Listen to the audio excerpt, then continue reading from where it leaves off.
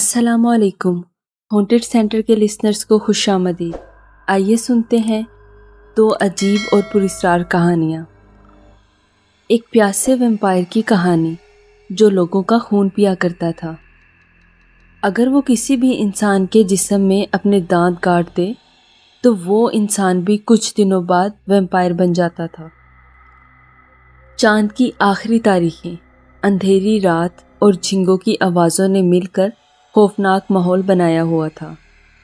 ایسے میں جب کہ ہاتھ کو ہاتھ سجائی نہیں دیتا، وہ اونچی چھت کی ٹینکی پر بیٹھا شکار کے انتظار میں تھا۔ اتنے میں سٹی کی مخصوص آواز آئی اور وہ چوکنا ہو گیا۔ جیسے ہی گاؤں کا چوکیدار وہاں سے گزرنے لگا، اس نے لمبی چھلانگ لگائی اور اسے لیتا ہوا سڑک پر آ گرا۔ گرتے ساتھ اس کے لمبے نوکیلے دانت باہر آ گئے اور اس نے چوکیدار کا نرخرا ادھیڑ دیا۔ چوکیدار کی آخری چیخ بہت بھیانک تھی، جسے سن کر سب گاؤں والے اسلحہ لے کر گھروں سے نکل آئے۔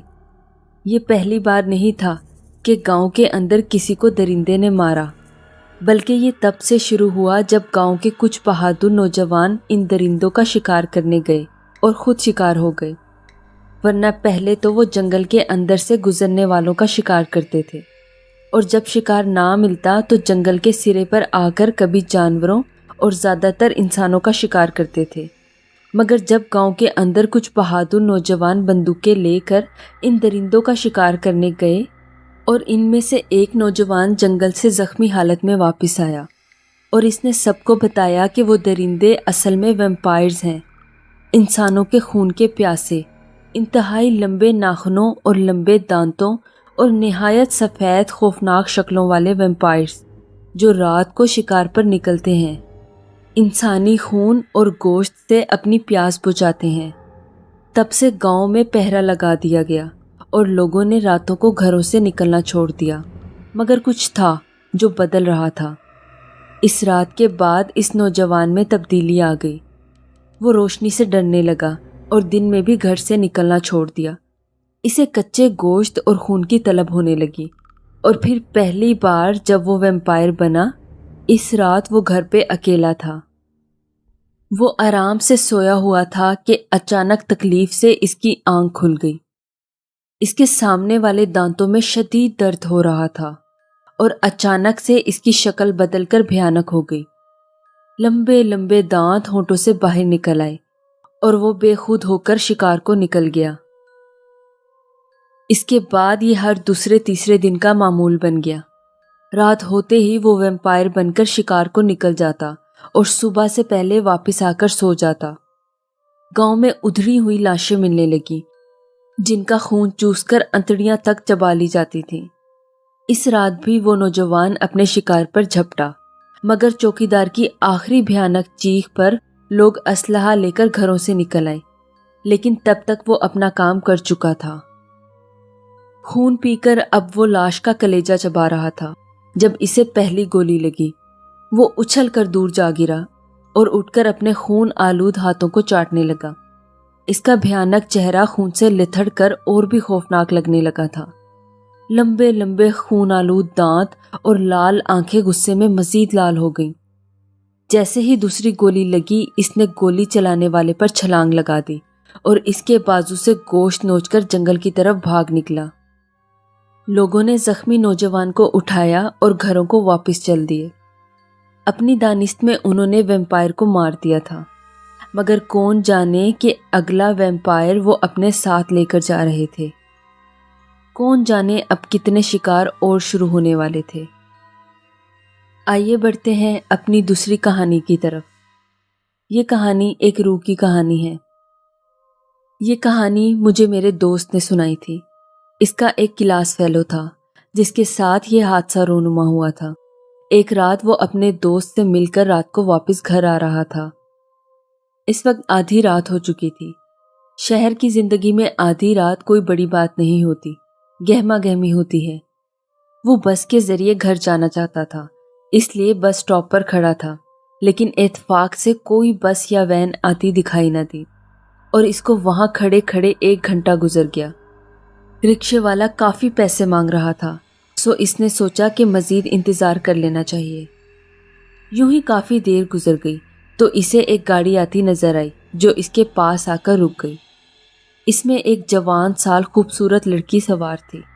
اس نے پوچھا، کہاں جانا ہے آپ کو؟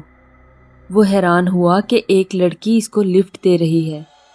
وہ شکریہ ادا کر کر اس کے ساتھ بیٹھا تو وہ کہنے لگی، میں جانتی ہوں آپ کا گھر قبرستان کے پاس ہے۔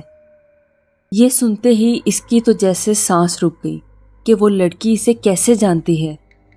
پہلی بار اس کو عجیب سا لگا، مگر اب وہ اس کے ساتھ گاڑی میں سوار تھا۔ لڑکی سے بھینی بھینی مہک آ رہی تھی۔ اس کے دل میں نہ جانے کیسے خیال آیا کہ وہ زیر لب آیت الکرسی پڑھنے لگا۔ یکا یک وہ مسکرائی۔ آپ آیت الکرسی کیوں پڑھ رہے ہیں؟ آپ کو کس بات کا خوف ہے؟ یہ سنتے ہی اس کا دل بری طرح دھڑکا، کیونکہ اس لڑکی کو کیسے معلوم ہوا کہ وہ دل میں آیت الکرسی پڑھ رہا تھا۔ اس کا خوف اور بڑھ گیا۔ اس دوران وہ بولی، تمہارا نام منصور ہے نا؟ اس سے بڑا اور کیا جھٹکا ہو سکتا تھا، مگر نہ جانے کیوں اس نے اقرار میں سر ہلا دیا۔ ہاں، میرا نام منصور ہی ہے۔ اس کے ساتھ ہی گاڑی رک گئی۔ وہ بولی، لو، تمہارا گھر آ گیا۔ اس نے دروازہ کھولتے ہوئے جیسے ہی دیکھا وہ قبرستان کے پاس کھڑا تھا، جبکہ اس کا گھر قبرستان سے کافی دور تھا۔ منصور، آؤ، میں تم کو تمہارے گھر چھوڑ آتی ہوں۔ وہ بت بنا رہا۔ اس نے منصور کا ہاتھ تھاما اور سڑک کی طرف جانے کی بجائے قبرستان کی طرف چل دی اور ایک جگہ رک کر بولی، تمہارا گھر آ گیا ہے، اب تم آرام کر لو۔ یہ کہتے ہوئے اس نے ایک نیم پختہ قبر کی طرف اشارہ کیا تو قبر شک ہو گئی۔ قبر پر منصور جعفری کے نام کا کتبہ لگا تھا۔ لڑکی اس کے قریب آئی، اس کا ہاتھ پکڑا اور کہنے لگی، میں بہت جلد تم تک پہنچ جاؤں گی، میں تمہارے بغیر بہت اداس ہوں۔ یکا یک منصور کے دل پر اس لڑکی کی محبت کا اثر ہوا اور وہ قبر میں اتر گیا اور کسی مردے کی طرح سو گیا۔ اس کی آنکھ اس وقت کھلی جب اسے کسی نے جھنجھوڑ کر اٹھایا۔ جاوید، اٹھو، بتاؤ تمہارے ساتھ کیا ہوا ہے؟ اس نے آنکھیں کھولی تو وہ ہاسپٹل میں موجود تھا۔ ڈاکٹر پاس کھڑا تھا جبکہ اس کے والد کی آنکھیں نم تھیں۔ جاوید بیٹے، کیا ہوا ہے تمہارے ساتھ؟ میں جاوید نہیں، منصور ہوں، اور وہ کہاں گئی ہے؟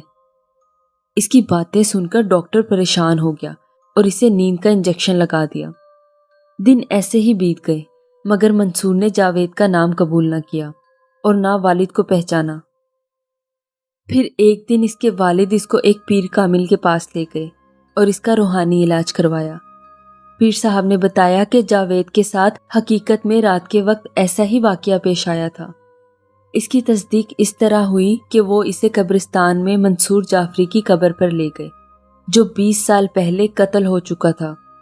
اس نے محبت کی شادی کی تھی، لیکن جس لڑکی سے اس کی شادی ہوئی، اس کے بھائیوں نے منصور کو قتل کر دیا اور بہن کو دوسرے شہر لے گئے تھے، جس نے بعد میں خودکشی کر لی تھی۔ جب منصور کی تصویر دیکھی گئی تو ان سب کو حیران کن جھٹکا لگا، کیونکہ جاوید اور منصور کے نقش و نگار میں زیادہ فرق نہیں تھا۔ میں آج بھی حیران ہوں کہ کیا دنیا میں آج بھی ایسے محیر العقول واقعات رونما ہو سکتے ہیں۔ ایسی ہی دلچسپ اور خوفناک کہانیاں سننے کے لیے ہانٹڈ سینٹر کو سبسکرائب کریں۔